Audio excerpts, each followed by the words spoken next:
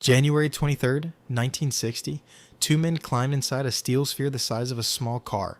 They sealed the hatch behind them, and they began to sing.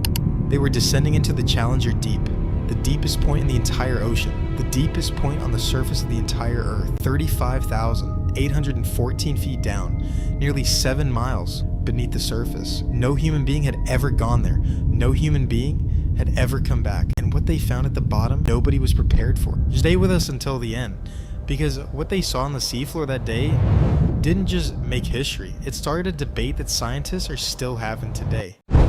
The year is 1953. A Swiss physicist named Auguste Piccard has spent his entire life doing the impossible. He had already built a balloon that carried him to the edge of the stratosphere, higher than any human had ever gone. Now, his obsession had flipped entirely. He wanted to go lower than any human had ever gone. He designed a vessel he called a bathyscaphe, a pressurized steel sphere attached to a float filled with aviation fuel. No engine, no propeller, just a controlled descent into absolute darkness. He called it the Trieste. His son, Jacques Piccard, took over the project, and in 1958, the U.S. Navy assigned a young officer named Don Walsh to the mission. Walsh was 28 years old.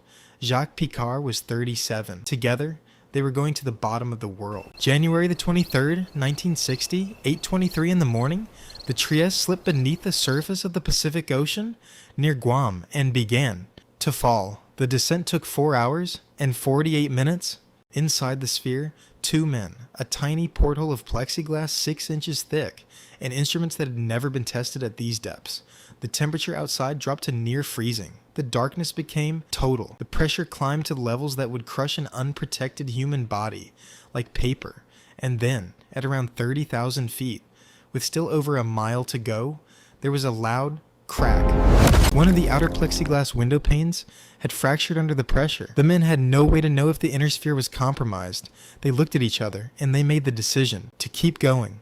At 1:06 in the afternoon, 4 hours and 48 minutes after leaving the surface, the Trieste touched the bottom of the Challenger Deep. They had 20 minutes on the bottom, 20 minutes, at a place no human being had ever seen.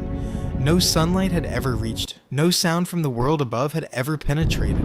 In those 20 minutes, Jacques Piccard looked through the portal and saw something that changed the scientific consensus. Overnight, a flatfish,